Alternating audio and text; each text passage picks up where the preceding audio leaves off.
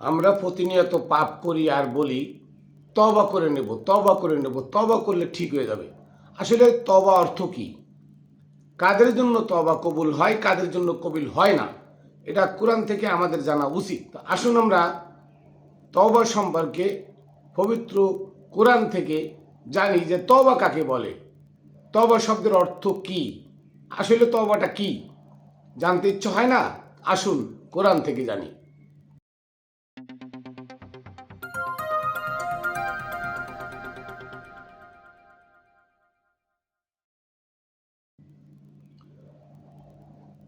বিসমিল্লাহির রহমানির রহিম। আসসালাতু আসসালামু আলা সাইয়্যিদিল মুরসালিন ওয়া আলিহি আজমাইন।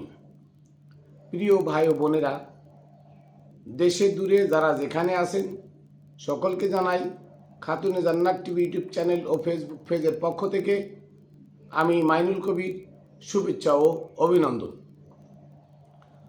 সর্বপ্রথম আমি আমার সালাম ও কদম বুসি প্রেরণ করি পাক পাঞ্জাতনের পাক দরবারে, সমস্ত নবী রাসূল অলিয়া উলিয়া গাউস কুতুব আবদাল মনি ঋষি ঠাকুর সন্ন্যাসী গুরু মহামানব যারা আছেন তাদের পাক রওজায় পাক চরণে, সুলতানুল আউলিয়া হজরতে বাবা শাহ আলী বগদাদী রহমতুল্লাহ আলাইহির পাক দরবারে, আমার দাদা গুরু মুতালেব শাহ রহমতুল্লাহ আলাইহির পাক দরবারে এবং আমার গুরু হজরতে মানিক চাঁদ শাহ মাদ্দাজিল্লুল আলিয়া আমার দয়ালের পাক চরণে।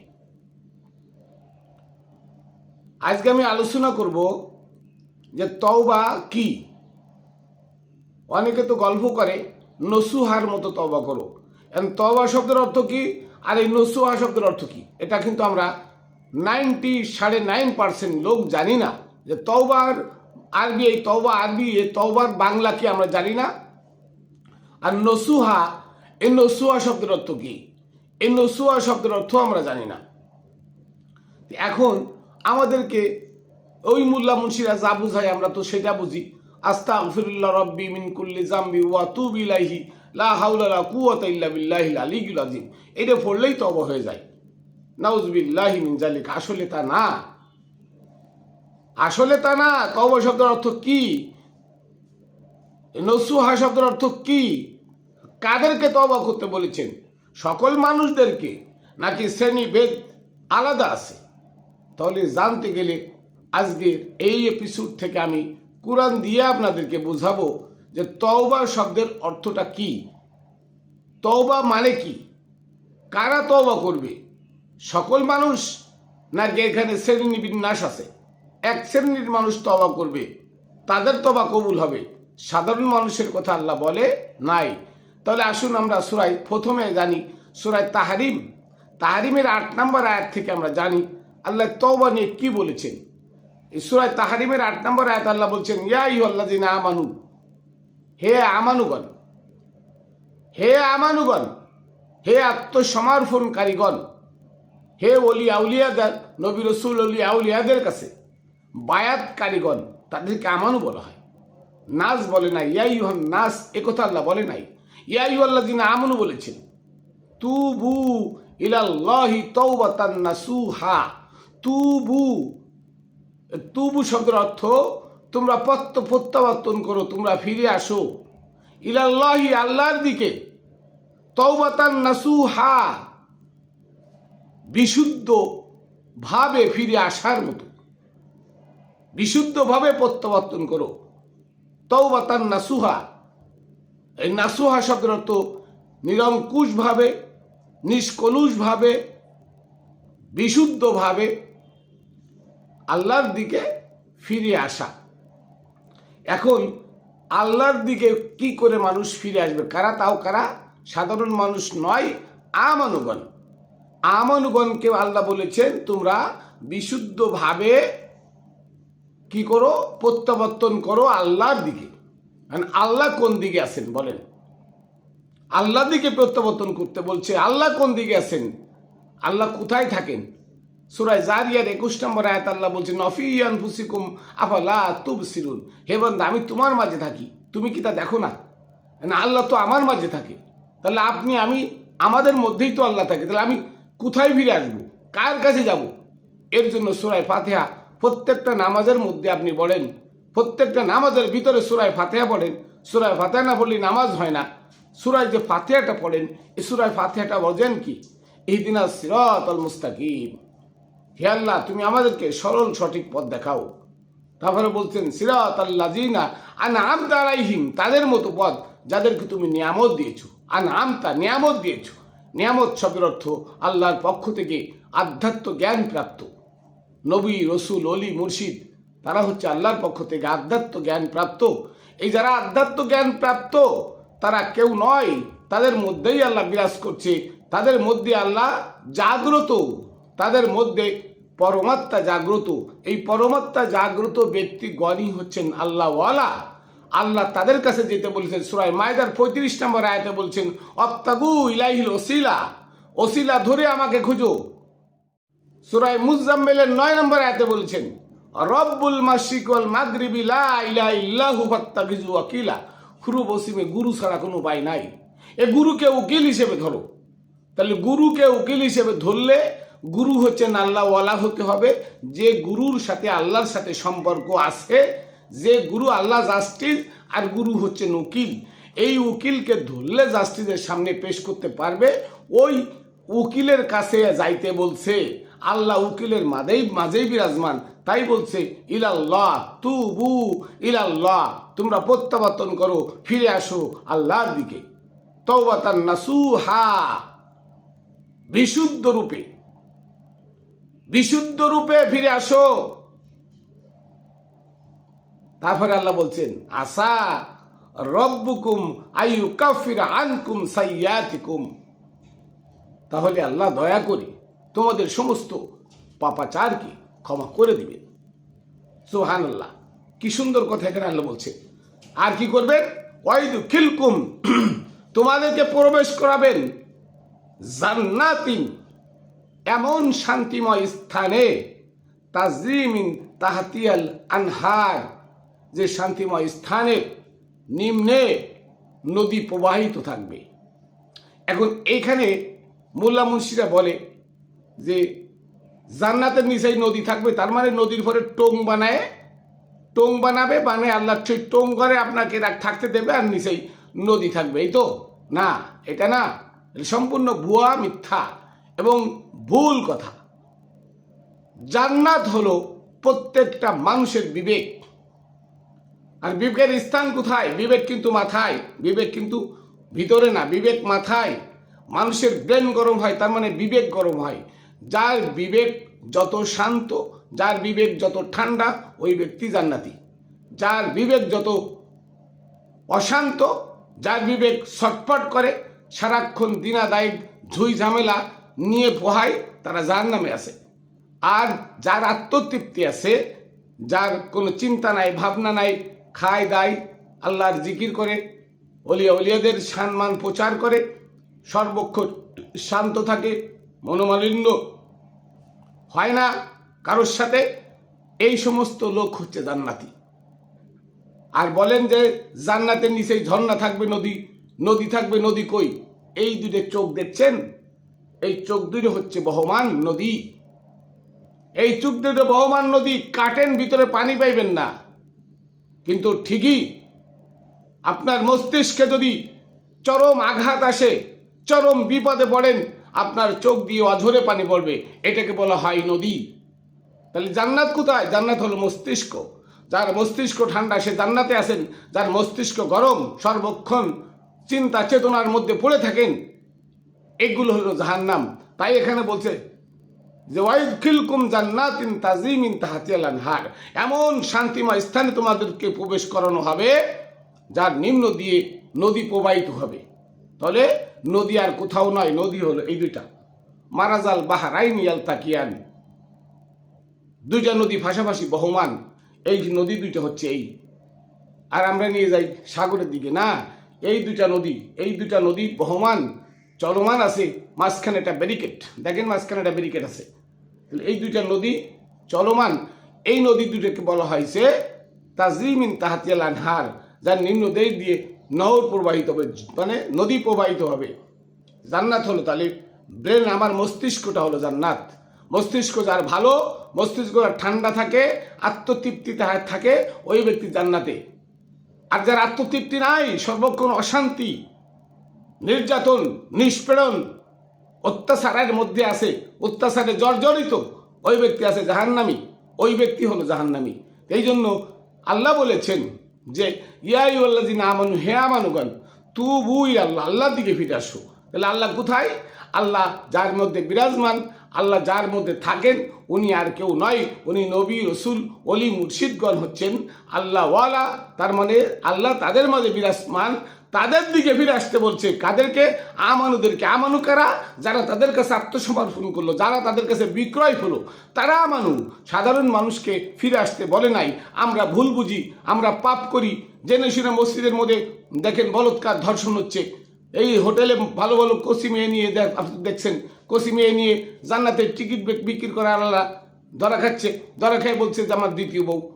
ধরা খাওয়ার পরে কত রকম কাহিনী হচ্ছে, আবার বলছে তওবা করলে ঠিক হয়ে যাবে। বলৎকারের মতো জঘন্য কাজ করছে। যে হযরতে লূত আলাইহিস সালামের বংশধরকে এই বলৎকারের জন্য পাহাড় দিয়ে উল্টায় দিল। এত বড় মহাপাপ বলৎকার। বলৎকারের সাজা কোরআনে নাই, হাদিস দিয়ে বলৎকারের সাজা হচ্ছে যারা বলৎকার করে উভয়কে হত্যা করো, আগুন দিয়ে জ্বালায় দাও। বিবাহিত পুরুষ জিনা করলে ফতোয়ায় স্বামীতে আছে, তার গলাবন্ধ ফুটের সঙ্গে সার মেরে তাকে হত্যা করো। কার বিধান? এটা তো আপনাদের শরীয়তের বিধান, আপনাদের বিধান, আমাদের বিধান না। আমরা সুবিবাদে ক্ষমায় বিশ্বাসী, আমরা হত্যায় বিশ্বাসী না। আমরা ওইভাবে প্রতিবাদ করি, কিন্তু আমরা ওইভাবে প্রতিশোধে বিশ্বাসী না। তাহলে বোঝা গেল যে আমানু যারা, এই আমানুগণ যারা, তাদেরকে আল্লাহ বলছেন তোমরা আল্লাহর দিকে ফিরে আসো। তার মানে তোমরা তোমাদের গুরু, তোমাদের মুর্শিদের দিকে তোমরা ফিরে আসো। একাগ্র চিত্তে, বিশুদ্ধ চিত্তে, নিষ্কলুষ ভাবে, মনের ভিতরে কোনো চিন্তা চেতনা রাখা যাবে না। সব কিছু ত্যাগ করে তোমরা ফিরে আসো। হয় না, একটা লোক একজন কামেল গুরুর কাছে বায়াত গ্রহণ করার পরে পথভ্রষ্ট হয় না, সে আবার ভিন্ন পথে চলে যায় না। এই সমস্ত লোকদেরকে আল্লাহ বলছেন হে আমানুগণ, তোমরা তো আমানু, তোমরা ভুল পথে আছো, ভুল পথ থেকে তোমার গুরুর কাছে আবার ফিরে আসো। এই জন্য বলছে ইয়া আইয়ুহাল্লাযীনা আমানু, হে আমানুগণ, তুবু ইলাল্লাহ, তুমি প্রত্যাবর্তন করো। তুবু শব্দের অর্থ, তওবা শব্দের অর্থ প্রত্যাবর্তন করা, ফিরে আসা। তুমি ফিরে আসো ইলাল্লাহ, আল্লাহর দিকে। তাওবাতান নাসুহা, নিষ্কলুষভাবে প্রত্যাবর্তন করো, নিরঙ্কুশভাবে প্রত্যাবর্তন করো, একদম একনিষ্ঠভাবে প্রত্যাবর্তন করো। বিশুদ্ধ চিত্তে প্রত্যাবর্তন করতে বলছেন আল্লাহ। কার দিকে? আল্লাহর দিকে। এরপরে দেখেন সূরা নিসার 17-18 নম্বর আয়াত, দুইটা আয়াত দেখেন। সূরা নিসার 17 নম্বর আয়াত আছে ইন্নামাত তাওবাতু আলাল্লাহি লিল্লাযিনা ইয়ামালুনা সুআ বিজাহালাতিন। আল্লাহ বলছেন কার তওবা কবুল হবে? দেখেন আল্লাহ বলে দিলেন ইন্নামাত তাওবাতু আলাল্লাহি লিল্লাযিনা ইয়ামালুনা সুআ বিজাহালাতিন।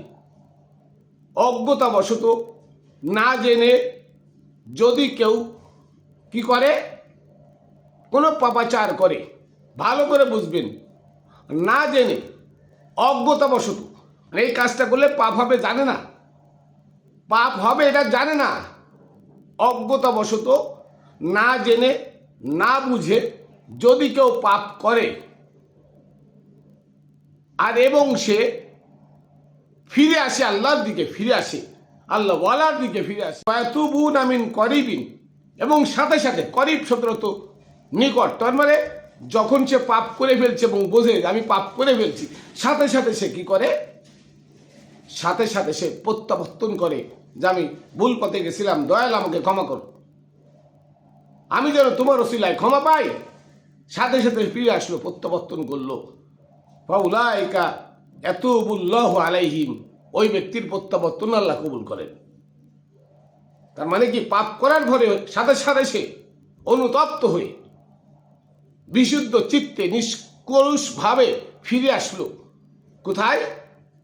আল্লাহর রসুলের পথে, আল্লাহ ওয়ালাদের পথে। তার মানে কি, পাপ করার পরে সাথে সাথে সে অনুতপ্ত হয়ে বিশুদ্ধ চিত্তে নিষ্কলুষ ভাবে ফিরে আসলো। কোথায়? আল্লাহর রসুলের পথে, আল্লাহ ওয়ালাদের পথে। সিরাতাল্লাযীনা আনআমতা আলাইহিম, যাদেরকে তুমি নিয়ামত দিয়েছো, নিয়ামত প্রাপ্তদের পথে ফিরে আসলো, আল্লাহ তাকে ক্ষমা করে দিবেন, তার প্রত্যাবর্তনকে আল্লাহ গ্রহণ করবেন। এটার নাম তওবা। তারপর দেখেন সূরা নিসার 18 নম্বর আয়াতটা দেখি। সূরা নিসার 18 নম্বর আয়াত আছে যে সূরা নিসার 18 নম্বর আয়াতটা হচ্ছে কার কার প্রত্যাবর্তন আল্লাহ কবুল করবেন না, মানে তওবা। কে তওবা করলে? যে না জেনে পাপ করছে এবং সাথে সাথে তওবা করছে, ফিরে আসছে। না জেনে পাপ করছে এবং সাথে সাথে সে আল্লাহ রসুলের পথে ফিরে আসছে, ওই ব্যক্তির প্রত্যাবর্তন আল্লাহ গ্রহণ করবেন। তওবা মানে প্রত্যাবর্তন, ফিরে আসাকে আল্লাহ গ্রহণ করবেন, তাকে ক্ষমা করে দিবেন। আর কাকে ক্ষমা করবেন না? তিন শ্রেণীর মানুষকে। তিন শ্রেণীর মানুষকে মানুষ ফিরে আসলে তাকে ক্ষমা করবেন না। এক, ওয়ালাইসাতিত তাওবাতু লিল্লাযিনা ইয়ামালুনাস সাইয়্যাত, যারা জেনে বুঝে পাপ করে তাদের প্রত্যাবর্তন আল্লাহ গ্রহণ করবেন না। ভালো করে বুঝেন, যারা জেনে বুঝে পাপ করে, মসজিদের মধ্যে ছোট ছোট বাচ্চা নিয়ে বলৎকার করে, এরা জানে বলৎকার করা মহাপাপ, জেনে বুঝে বারবার করছে, তাহলে এরা জেনে শুনে করছে, প্রত্যাবর্তন করে নাই। নবী রসুলের পথে তো নাই, তাদের নামই শুনতে পারে না, অলি মুর্শিদের নামই শুনতে পারে না। এরা আরো কি করে? জেনে বুঝে পাপ করে, এদের পাপ আল্লাহ মাফ করেন না। তাই বলছে ওয়ালাইসাতিত তাওবাতু লিল্লাযিনা ইয়ামালুনাস সাইয়্যাত, যারা জেনে বুঝে পাপ করেছে তাদের প্রত্যাবর্তন, তাদের তওবা মানে প্রত্যাবর্তন আল্লাহ গ্রহণ করেন না। আরো করেন না কার? হাত্তা ইযা হাযারা আহাদুহুমুল মাউতু ক্বালা ইন তুবতুল আন, ক্বালা ইন্নী তুবতুল আন। আর যারা পাপ করেছে মৃত্যুর সময় বলল আমি এখন প্রত্যাবর্তন করলাম, মৃত্যুর সময়, মৃত্যু এসে গেছে, তখন বলছে আমি এখন প্রত্যাবর্তন করলাম, আল্লাহ তাদের এই প্রত্যাবর্তন গ্রহণ করেন না। আরেক শ্রেণীর লোকের প্রত্যাবর্তন গ্রহণ আল্লাহ করেন না। তারপরে কোনটা? ওয়ালাল্লাযিনা ইয়ামুতুনা ওয়াহুম কুফফার, আর যারা কুফরি অবস্থায় মৃত্যুবরণ করেছে, যারা কুফরি অবস্থায় মৃত্যুবরণ করেছে তাদের তওবা আল্লাহ কবুল করেন না, তাদের প্রত্যাবর্তনকে আল্লাহ গ্রহণ করেন না। তাহলে বোঝা গেল তিন শ্রেণীর লোকের প্রত্যাবর্তন আল্লাহ গ্রহণ করেন না।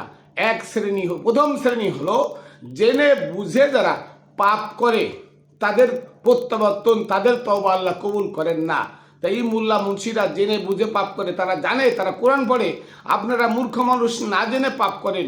আর এই মোল্লা মুন্সিরা, আলেম সমাজ যারা আজকে নবীর ওয়ারেস দাবি করে অহরহ মসজিদে মাদ্রাসায় অহরহ পাপ করতেছে, বলৎকার ধর্ষণ করতেছে, এই যে বড় বড় রাজনৈতিক দল তারা ইসলামের দোহাই দিয়ে বলৎকার করতেছে, ধর্ষণ করতেছে, হোটেলে আর একজনের বউ নিয়ে যায় ধরা খাইতেছে, আবার বলতেছে আমার দ্বিতীয় বউ।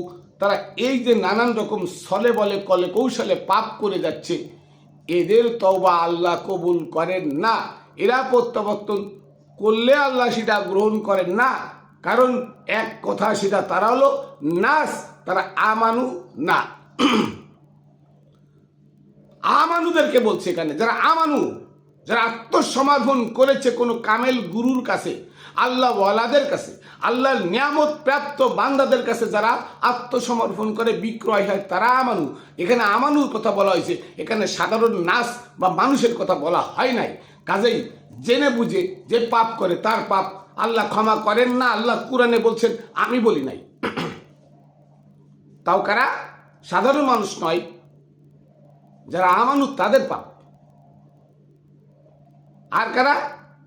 যারা মৃত্যু এসে গেছে, পাপ করতে করতে, পাপাচার করতে করতে মৃত্যু আগত, মৃত্যুর দূত আজরাইলকে দেখে তখন বলে আমি এখন প্রত্যাবর্তন করলাম সত্য পথের দিকে।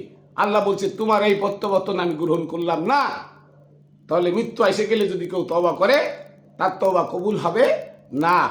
আর একটা লোকের তওবা কবুল হবে না, সেটা হচ্ছে কোনো আমানু যদি পাপাচার করে মারা যায়, তারও তওবা কবুল হয় নাই। তাহলে আজকে আলোচনা হলো যে তওবা শব্দের অর্থ প্রত্যাবর্তন, আর নাসুহা, তওবাতান নাসুহা, এই নাসুহা শব্দের অর্থ নিষ্কলুষ ভাবে বিশুদ্ধ মনে একাগ্র চিত্তে আত্মশুদ্ধি চিত্তে। তার মানে প্রত্যাবর্তন করতে হবে আল্লাহর দেওয়া নিয়ামত প্রাপ্ত লোকদের পথে, নবী রসুলদের পথে। যিনি প্রত্যাবর্তন করে বিশুদ্ধ চিত্তে, বিশুদ্ধভাবে, নিষ্কলুষভাবে, ওই ব্যক্তির তওবা, ওই ব্যক্তির প্রত্যাবর্তন আল্লাহ গ্রহণ করবেন। আর যারা জেনে বুঝে পাপ করে তৎক্ষণাৎ তারা প্রত্যাবর্তন করে না, মানে তওবা করে না, প্রত্যাবর্তন করে না। যারা মৃত্যুর সময় বলে আমি এখন ফিরে আসলাম, আমি এখন তওবা করলাম, তার তওবা কবুল হয় না। আর যারা কুফরি অবস্থায় মারা গেল তাদের তওবা কবুল হয় নাই। তাহলে বোঝা গেল যে আমরা যে তওবা করি, তওবা শব্দের অর্থ কি? নসুহা, মানে কি মোল্লারা বলে তওবা করো, তওবাতান নসুহা, নসুহার মতো তওবা করো। আমরা বলেছি ইকরার বিল লিসান, জবান দিয়ে স্বীকার করো, তওবাতান নসুহা, নসুহার মতো তওবা। এতে কোনো কাজ হবে না। কেন? এই তওবা আল্লাহ গ্রহণ করতে হলে পূর্ব শর্ত আল্লাহ লাগাই দিয়েছেন, আমানু হতে হবে। আপনাকে আমানু হতে হবে। আমানুর তওবা গ্রহণ হয়, আমানু ছাড়া অন্য কারো তওবা গ্রহণ হয় না। এটা আল্লাহর কথা, আমার কথা না। ইয়া আইয়ুহাল্লাযিনা আমানু, আল্লাহ বলেছেন ইয়া আইয়ুহাল্লাযিনা আমানু, হে আমানুগণ, তুবু ইলাল্লাহ, তুমি প্রত্যাবর্তন করো আল্লাহর দিকে। তুবু শব্দের অর্থ তওবা কর, তওবা না, তওবা শব্দের অর্থ বাংলা হচ্ছে প্রত্যাবর্তন, ফিরে আসো ইলাল্লাহ, আল্লাহর দিকে। তওবাতান নাসুহা, বিশুদ্ধ প্রত্যাবর্তন নিয়ে বিশুদ্ধ চিত্তে ফিরে আসো। তার মানে সাধারণ মানুষের তওবা আল্লাহ কবুল করেন না, সাধারণ মানুষের কথা আল্লাহ বলে নাই। কারণ কি? সে আমানু না। যে আমানু তার তওবা কবুল করবেন, সাধারণ মানুষের তওবা কবুল করার কোনো প্রশ্নই আসে না। তাহলে মোল্লা মুর্শিদরা যে বলে আস্তাগফিরুল্লাহ রব্বি মিন কুল্লি যামবি ওয়া তুবু ইলাইহি, এই দোয়াটা 140 বার পড়লে সমস্ত জীবনের গুনাহগাতা মাফ হয়ে যাবে, এটা সম্পূর্ণ ভুয়া, মিথ্যাচার। এদের কথা শুনবেন না। কোরআনে আপনি গাইডলাইন আছে, কোরআনকে দেখেন আল্লাহ কি বলেছেন। আল্লাহ এখানে ডাইরেক্ট বলে দিয়েছেন আমানু যারা, তাদের তওবা কবুল হবে, আমানু ছাড়া কারোর তওবা কবুল হবে না। যদি আল্লাহ দয়া করে কাউকে আমানু বানায়, সুপথ প্রাপ্ত করে, ওই ব্যক্তি যদি পাপ করে থাকে, সেই পাপের জন্য আল্লাহর কাছে ক্ষমা চাইলে আল্লাহ ক্ষমা করবে, নট আদার্স কাউকে ক্ষমা করবে। অতএব আমানু ছাড়া তওবা অন্য কেউ করতে পারবে না। আল্লাহ সে হুকুম কোরআনে দেয় নাই। করতে পারবে না মানে কি? সে তো আমানু না। আর এই আমানু যে সে তওবা করলে আল্লাহ কবুল করবে, কিন্তু আমানু ছাড়া সাধারণ মানুষের তওবা আল্লাহ কবুল করবেন এমন কথা কোরআনের কোথাও নাই। তাহলে সাধারণ মানুষ যে অহরহ পাপ করছে, যাদের গাইডলাইনে পাপগুলো করছে, ধরা খাবে তারা ক্ষতিগ্রস্ত। ওয়াল আসরি ইন্নাল ইনসানা লাফি খুসর, আল্লাহ তো এখানে বলে দিয়েছেন সমস্ত মানুষ ক্ষতিগ্রস্ত। ইল্লাল্লাযিনা আমানু, শুধু মুষ্টিমেয় কিছু মানুষ যারা সত্যের পথে নিজেদের জানমাল বিক্রয় করে দিয়েছে, জানমালের বিনিময় আখিরাত ক্রয় করেছে, সেই সমস্ত লোক আমানু। ওই আমানুদের দুয়া আল্লাহ কবুল করবেন, আমানুদের প্রত্যাবর্তন আল্লাহ কবুল করবেন। তাছাড়া সাধারণ মানুষের প্রত্যাবর্তন, সাধারণ মানুষের তওবা আল্লাহ কবুল করবেন, এই মর্মের একটা আয়াত কোরআনে নাই। কাজেই আমরা মোল্লা মুন্সির কথায় দৌড়াইতাছি, লাফাইতাছি। আমরা এই সত্য কথাগুলো বলি, এর জন্য আমাদেরকে উল্টো গালি দেন, ফতোয়া দেন, তোরা কাফের, তোরা বেঈমান, তোরা মাজার পূজারি। বলে আমরা মাজার পূজারি, আমরা তো কোরআনের কথা বলি। আমরা মাজার পূজারি, এই মাজার পূজারীরাই যারা মাজার আনছে দেশে, যাদের রওজা মাজার হয়েছে, তারা আধ্যাত্ম জ্ঞান প্রাপ্ত, তাদের এলমে লাদুন্নি দিয়ে হাজার হাজার না লক্ষ লক্ষ হিন্দুদেরকে দিন শেখানো হয়েছে, সত্য পথ দেখানো হয়েছে আধ্যাত্ম জ্ঞান দিয়ে, যা আজও পর্যন্ত কোনো মোল্লা মুন্সিরা পারে নাই। কারণ তাদের অন্তর্চক্ষু খোলা, কারণ তারা আল্লাহ ওয়ালা, আল্লাহ তাদের সাথে আছেন। মোল্লা মুর্শিদের সাথে আল্লাহ থাকে না। আল্লাহ যার সাথে থাকে উনি বিনয়ী হয়ে যায়, উনি নম্র হয়ে যান, ভদ্র হয়ে যান, ধৈর্যশীল হয়ে যান, উনি সৎকর্মশীল হয়ে যান, উনি ক্ষমাশীল হয়ে যান। দেখাতে পারবেন একটা মোল্লা ক্ষমাশীল? একটা মোল্লারে আপনি একটা কথা বললে আপনাকে 10টা কথা গালি দিয়ে আপনাকে মারা শুরু করে দিবে, কিন্তু দেখাইতে পারবেন না একজন আল্লাহর ওলিকে থাপ্পড় মারলো তার বিনিময়ে আরেকটা থাপ্পড় দেয়? কখনো দেয় না। সে আস্তে করে মাথাটা নিচু করে চলে যায় ক্ষমা সুন্দর দৃষ্টিতে। কারণ কি? কারণ আল্লাহু রহমান রহিম, আল্লাহ দয়ালু মেহেরবান। আল্লাহ যার সাথে থাকেন সেও দয়ালু হয়ে যায়। তাই তাদের চরিত্রটা হলো ক্ষমা করা, মানুষকে, মানুষের প্রতি দয়া প্রবোধ, মানুষের প্রতি দয়া বর্ষণ করা। এই জন্য ওই আল্লাহওয়ালার হাতে হাত দিয়ে যিনি বিক্রয় হন, ওই আল্লাহওয়ালার কাছে গিয়ে যিনি বিক্রয় হন, উনি আমানু, আর উনার তওবা আল্লাহ কবুল করবেন, নসে তার কারো তওবা কবুল হবে না। এই মর্মে কোনো আয়াত কোরআনে নাই। আমরা কোরআন বাদ দিয়ে আজকে হাদিস ধরি, হাদিস পড়ি। কেন হাদিস ধরি? এই কারণে, হাদিস আপনি আমি হাদিস মানলে মোল্লার ব্যবসা হবে নামাজ পড়ায়, মোল্লার ব্যবসা হবে রোজা তারাবি পড়ায়, মোল্লার ব্যবসা হবে জানাজা, আবার নামাজ হয়েছে, জানাজা শব্দের অর্থ শেষকৃত্য, তাই সে নামাজ বানাইছে, রুকু সিজদা নাই, নামাজ বানাইছে জানাজারে। এগুলো হচ্ছে আপনার আমার মাথায় কাঁঠাল থুয়ে কোষ খাওয়া ধর্ম ব্যবসার অন্যতম একটা সুপথ এটা। অতএব এই ধর্ম ব্যবসায়ীরা পাপী, এদের থেকে দূরে থাকুন, আল্লাহওয়ালাদের রাস্তা খুঁজুন, আল্লাহওয়ালাদের কাছে গিয়ে বিক্রয় হয়ে আমানু হন, তাহলে আপনার তওবা আল্লাহ কবুল করবেন। যত পাপ করেছেন একজন আল্লাহওয়ালার কাছে গিয়ে যখন আপনি আমানু হয়ে তওবা করবেন, প্রত্যাবর্তন করলেন, আল্লাহওয়ালার কাছে গেলেন, তখনই আপনি সমস্ত পাপ থেকে মুক্ত হয়ে যাবেন। আল্লাহ আপনার এই প্রত্যাবর্তন গ্রহণ করবে। যাই হোক, আমরা তওবা নিয়ে অনেক কথা আছে, এত কথা বলার টাইম মোবাইলে হয় না, ভিডিওর মধ্যে এত কথা বলাও যায় না। অনেক এমবি কিনে ভিডিও দেখে, সেহেতু ভিডিওটা লম্বা হলে তাদের জন্য কষ্টকর হয়ে যায়। যার জন্য শর্ট কথার ভিতরে সব কিছু বলতে পারলাম না।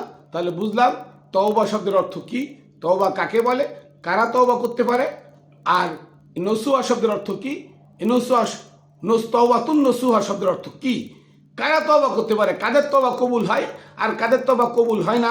কোরআন থেকে তো আমরা প্রমাণ দলিল পাইলাম। অতএব আসুন, আমার তওবা আল্লাহর কাছে যদি কবুল করাতে হয় তাহলে আল্লাহওয়ালার কাছে দিতে হবে। আল্লাহওয়ালার বিকল্প কিছু নাই। ইত্তাবি সাবিলা মান আনাবা ইলাইয়া, সূরা লুকমানের 15 নম্বর আয়াত। ওই সমস্ত মানুষের আনুগত্য করো যারা আমি আল্লাহর নিকট ধাবিত, যারা আমি আল্লাহওয়ালা হয়ে গেছে, যারা আমার আল্লাহর সাথে আল্লাহর রঙে রঙিন হয়ে গেছে, ওই লোকের কাছে যাও। আল্লাহ বলে দিলেন তাদের আনুগত্য করো। তা তাদের আনুগত্য করলে তুমি আমানু, তাদের আনুগত্য করলে তুমি আমানু। আর তুমি যদি পাপ করো, তোমার পাপ প্রত্যাবর্তন তওবার মাধ্যমে আল্লাহ কবুল করবেন। কিন্তু যারা আমানু না, তাদের পাপ কবুল করবেন, আল্লাহ মাফ করে দিবেন। এই মর্মে কোনো আয়াত কোরআনে নাই, দেখাতে পারবেন না যে সাধারণ মানুষ তওবা করলে আল্লাহ কবুল করবেন। না, আল্লাহ বলছেন মাই ইয়াহদিল্লাহু ফালা মুদিল্লা ওমা ইউদ্দিলহু ফালা হাদিয়া লাহু। আমি যাকে হিদায়াত দিই তাকে কেউ পথভ্রষ্ট করতে পারে না, আর যাকে পথভ্রষ্ট করি তাকে হিদায়াত দিতে পারে না। অতএব যারা আল্লাহ বলার কাছে যায় নাই তারা পথভ্রষ্ট, আর পথভ্রষ্ট তওবা কবুল আর কোনো প্রশ্নই আসে না। আজকে যত ইসলাম, হিফাজত, জামাত, তাবলীগ, অমুক তমুক, যত ইসলাম আছে এর মধ্যে একটাও ইসলাম নাই। এর ভিতরে সবই আছে নাফরমানি। এরা কেউ আল্লাহওয়ালাদেরকে বিশ্বাস করে না, আল্লাহওয়ালাদের পথ ধরে না। অতএব এরা নাফরমান, এদের তওবা তো দূরের কথা, এদের কোনো কথাই আল্লাহর কাছে পৌঁছায় না। যার জন্য মরে গেলে দেখবেন লাশ কবরে খেয়ে গেছে, ফুঁসে গেছে। কেন? ওই যে তারা নাফরমান, তারা গ্রহণ করে নাই আল্লাহর পক্ষ থেকে হিদায়াত প্রাপ্ত না, তারা পথভ্রষ্ট। আর পথভ্রষ্টদের স্থান কই? কবর। কবরে গেলে কি হয়? লাশ পচে যায়, এটা অটো। আর যারা সৎকর্মশীল তাদের লাশ পচে না। এরা তো হাজার হাজার মানুষ দেখতেছেন যে সৎকর্মশীলদের লাশ পচে না। 100 বছর, 150 বছর, 200 বছর, 500 বছর পর্যন্ত লাশ কবর খুলে দেখা গেল অক্ষত আছে, কাপড়ের কাপড়ও বসে নাই। এটা আল্লাহর ওয়াদা। মা মান সাকুলাত মাওয়াজিনহু ফাহুয়া ফি ঈশাতির রাদিয়া। যে ব্যক্তির আমল ভারী হবে, যে ব্যক্তি সৎকর্মশীল, তার এই দেহবটি কবরে অক্ষত থাকবে, আনন্দের স্বাচ্ছন্দ্যে থাকবে, তার কাপড়ের কাপড় মাটিতে খাবে না। এ তো আল্লাহরই কথা। অনেক অলিদের দেখি লাশ পয়সে গেছে, হাড্ডি কুটি নিয়ে এসে আর এক জায়গায় রাখছে।